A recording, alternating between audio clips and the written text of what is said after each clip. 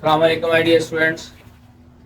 जैसा कि आप जानते हैं, मैं हूं प्रोफेसर नसीर अहमद नसीर, आपका हमदर्द। ठीक है, इंतहाई आसान मेथड से आपका मैं समझाने वाला। आज हम जिस तरीके से जो क्वेश्चन करेंगे वो है अप्लाइड मैथ 1 to 3। ठीक है, शॉर्ट क्वेश्चन है। चैप्टर नंबर 12 है स्ट्रेट लाइन। इसमें से इसके 17 क्वेश्चन है जो मौजूदा सिलेबस है, उनमें से 9 सवाल हर बार हर पेपर में आते हैं। टोटल पेपर भी में आप लोग को जानते हैं 18 क्वेश्चन करने होते हैं, उनमें से 9 इसी चैप्टर में से आते हैं। ये चैप्टर सारी किताब में सबसे ज्यादा है कि इसमें से 9 शॉर्ट क्वेश्चन आते हैं, 1 लॉन्ग क्वेश्चन आता है, तकरीबन 3 एमसीक्यूज आ जाते हैं। तो हम शॉर्ट क्वेश्चन करेंगे ताकि हमारे 18 नंबर इसमें से कन्फर्म हो जाए। सवाल भी आसान है, कोई मुश्किल नहीं है। देखिए, पहला सवाल हम चलते हैं क्वेश्चन की तरफ। पहला सवाल है कि डिस्टेंस में करें। डिस्टेंस फार्मूला बताएं क्या होता है। तो आपने लिखना है कि अगर हमारे पास 2 पॉइंट्स हों, एक P1 हो, आपको पता है इसका पॉइंट पहला एक्स कोऑर्डिनेट होता है, दूसरा वाई कोऑर्डिनेट होता है।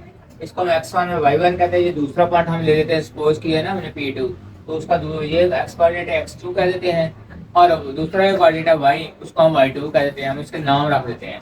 तो फिर हम इस फार्मूले से डिस्टेंस फार्मूले को इस तरह से इस्तेमाल कर सकते हैं।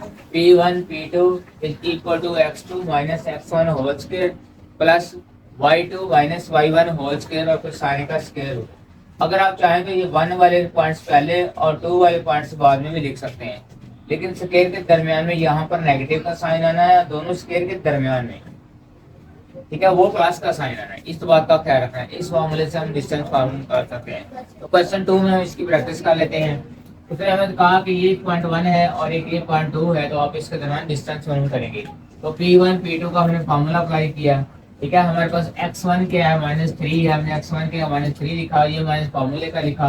x2 की जगह हमने 3 लिखा, फिर प्लस फार्मूले का है 1 है। ये क्या है, ये y1 की वैल्यू ये 1 है। फिर माइनस फार्मूले का है ये -2/2 की वैल्यू यहाँ पर दर्ज कर दी। ये माइनस है, ये माइनस प्लस हो गया। अब हम इस स्क्वायर को हल करेंगे। आपको पता है स्क्वायर का जो स्क्वायर होता है ना, माइनस साइन, वो खत्म हो जाता है, क्योंकि 2 बार मल्टीप्लाई करना होता है ना, तो प्लस हो जाता है। तो यहाँ पर इसका आंसर आएगा 36, और ये 3 है, 3 का 9 आ जाएगा। इस तरह से इनको अगर हम कंबाइन करते हैं तो ये 45 बन जाता है। 45 को हम लिख सकते हैं 9 मल्टीप्लाई बाय 5, 9 5 45 होता है। अब 9 का स्क्वायर रूट क्या होता है, 3 होता है, वो बाहर आ जाएगा। 3 इंटू 5 का स्क्वायर रूट, ये आपका आंसर है यूनिट्स। ये आप इस तरह से हम डिस्टेंस मालूम कर सकते हैं अगर हमारे पास 2 पॉइंट दे रखे हैं। अगर सवाल नंबर 3 है, कहते हैं ये साबित करें कि ये जो पॉइंट्स हैं ये एक लाइन पर लाई करते हैं कि नहीं करते। यानी अगर हम इनको शो करें तो क्या ये एक लाइन पर है इस तरह से, यानी अगर हमारा ये A है, ये B है, ये C है, क्या ये इस तरह से है कि, या इस तरह से कोई ऊपर है कोई नीचे है कोई इस तरह से, क्या है हम। तो हम इसको ये क्या कहते हैं, हम इसका ये फार्मूला होता है x1 y1 और फिर 1 x2 y2। यहाँ 1 नहीं लिखना है, यहाँ 2 नहीं लिख देना है। ये 1 1 1 है, तो आप ऐसा सोचो कि यहाँ पर आप 2 लिखोगे, नहीं, आपने जो तीसरा हमारा कॉलम है ना उसमें 1 ही आना है। तो इस तरह x3 y3 और 1। अब आप इसकी कीमतें दर्ज कर देंगे। ठीक है, ए का जो है ना पॉइंट, वो उसे हम 1 कहते होते हैं।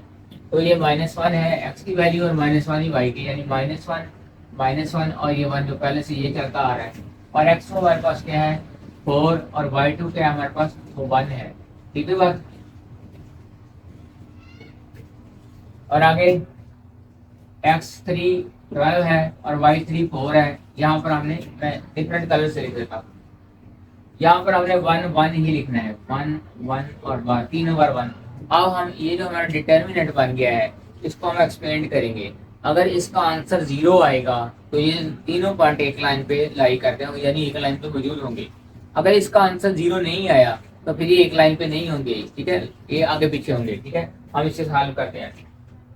फॉर्मूले में हमने पहले ये 1 लिखना है, -1 लिखना है, और इस तरह से आपने ये छोटा सा डिटर्मिनेंट बना देना है। फिर ये माइनस फार्मूला देता है, एक -1 इसका अपना पर्सनल भी है। आप चाहे तो इसको रो वाइज कर लें, आप चाहे तो इसको कॉलम वाइज कर लें, यानी यहाँ -1, यहाँ 4, यहाँ 12 भी लिख सकते हैं, आपकी अपनी मर्जी है। ठीक है, इस तरह से ये वाला। और फिर इसके आगे क्या है, तीसरे वाला क्या है, तीसरा पहला प्लस होता है, लेकिन इसका अपना जाती माइनस है, इसलिए हमने माइनस लिखा है। वरना पहली टर्म प्लस होती है, दूसरी माइनस होती है, तीसरी फिर प्लस होती है। तो ये हमने ये प्लस लिख दिया, ये तीसरी टर्म के लिए हम लिख रहे हैं। थोड़ा सा अलग तरीका। यहाँ लिख लेते हैं इस तरह से, ठीक है बच्चों। ये बाहर जो लिखना है मैंने वो आपको सिखा दिया। पहली यानी A1 R1 की पहली एंट्री लिखनी है, फिर अपने डिटरमिनेंट का साइन देना है, फिर दूसरी एंट्री नेगेटिव फॉर्मूले का है, और ये प्लस, पहला प्लस, दूसरा माइनस, तीसरा फिर प्लस होता है। इसमें ख्याल रखना है क्योंकि इसने बाद में अंदर मल्टीप्लाई होना है, अगर ये गलत लिखे तो क्वेश्चन भी गलत हो जाएगा। अब देखिए आपने ये जो -1 लिखा है इसकी रो भी छोड़ देनी है और इसका कॉलम भी छोड़ देना है, यानी आपके पास तो ये सारा बचेगा, इतना सब बचेगा हमारे पास ये वाला। ये रो हमने छोड़ दी और ये हमने कॉलम छोड़ दिया, तो यहाँ पर आ गया 1 1 4 1, ठीक है, ये वाली बात। अगली बार हम क्या करेंगे, अगली बार हमने -1 लिखा है ये वाला, ये रो छोड़ देंगे और ये वाला कॉलम जो है ये छोड़ देंगे, ठीक है बात। यानी यहाँ पर भी आप आंसर रखेंगे और यहाँ पर भी आप आंसर रखेंगे, तो आपको नजर आएगा 4 1 और 12 1, तो आप यहाँ पर लिख देंगे 4 1 12 1 इस तरह से। अगली बार आप यहाँ पर आंसर आ ये इधर ही मुश्किल पड़ जाएगी एक आंसर, ये इधर ही रहेगी, ये इसको नहीं उठाना, अगली बार आपने यहाँ आना है। फिर आपके पास आपको नजर आएगा 4 1 और 12 4 4 1 12 और 4 इस तरह से, इस तरह से, क्लियर हुई बात, ठीक है। -1 लिखी, ये रो छोड़ दी, ये कॉलम छोड़ दिया, ये बच गया 1 1 लिख दिया, 4 1 लिख दिया। अगली बार ये छोड़ दिया, ये सारा पहले से छोड़ देना, ये हर बार छोड़ देना, फिर आएगा 4 1 12 1, ठीक है बात। अगली बार आपने क्या करना है, अगली बार में ये करना है कि आपने ये 1 जब लिखना है तो फिर ये वाली रो यहाँ पे आंसर रखनी है, 4 1 कल 4 आ गया। अब आप इसको एक्सपेंड करेंगे, -1 ही रहेगा, अब जस्ट माइनस लिख लें बस इस तरह, इसका आंसर लें, इसको इससे मल्टीप्लाई करें तो आंसर आएगा 1 1 1, ये माइनस फॉर्मूले देता है 4 को 1 से मल्टीप्लाई करेंगे 4 आएगा, ये माइनस आपस में मिलके +1 हो जाएगा। 12 4 को 1 से मल्टीप्लाई, पहले इसको इससे मल्टीप्लाई करना, 4 को 1 से मल्टीप्लाई किया तो 4 हो गया, माइनस फॉर्मूले लिखना होता है, 12 को 1 से मल्टीप्लाई करेंगे 12 हो जाएगा, फिर +1 ये वाला हमने लिखा, और 4 4 16 हो जाएगा, -12 1 12 हो जाएगा, इस तरह से हमने लिखना है, ठीक है। पहले हमने इसको इससे मल्टीप्लाई करना है, फिर माइनस लिखना है, फिर इसको इससे मल्टीप्लाई, तीनों का एक ही रूल है। इसका आंसर क्या आ गया, -1 तो बाहर ही रहेगा, इसका आंसर आएगा -3।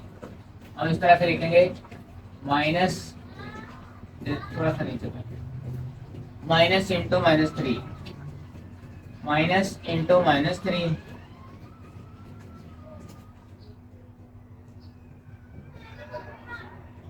और इसके लिए क्या आएगा प्लस -8, प्लस लिखेंगे ब्रैकेट में -8 आ जाएगा, ठीक है। 12 में से 4 सब्ट्रैक्ट किए तो बड़े का साइन आ गया, आगे फिर प्लस लिखेंगे, 16 में से 12 लिखेंगे तो 4 आ जाएगा।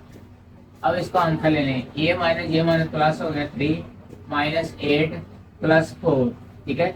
7 - 8 इज इक्वल टू -1 जो होता है वो 0 नहीं होता, अगर 0 आंसर आता तो फिर आपने कहना था कि ये लाई का एक पार्ट, लेकिन ये -1 आया है, इसलिए हम कहेंगे these point don't lie on a straight line, so these points don't lie on a straight line, ठीक है बच्चों। ये हमारा क्वेश्चन कंप्लीट हुआ, क्वेश्चन 3 का कंप्लीट हो गया, ठीक है। जो बच्चे मेरे चैनल पे नए हैं उनसे दरख्वास्त है कि वो मेरे चैनल को सब्सक्राइब करें, दूसरे दोस्तों साथियों को बताएं, ताकि सारे इस आसान मेथड से फ़ायदा उठा सकें, ज़्यादा से ज़्यादा फ़ायदा, ठीक है। ओके, अल्लाह हाफिज़, अल्लाह।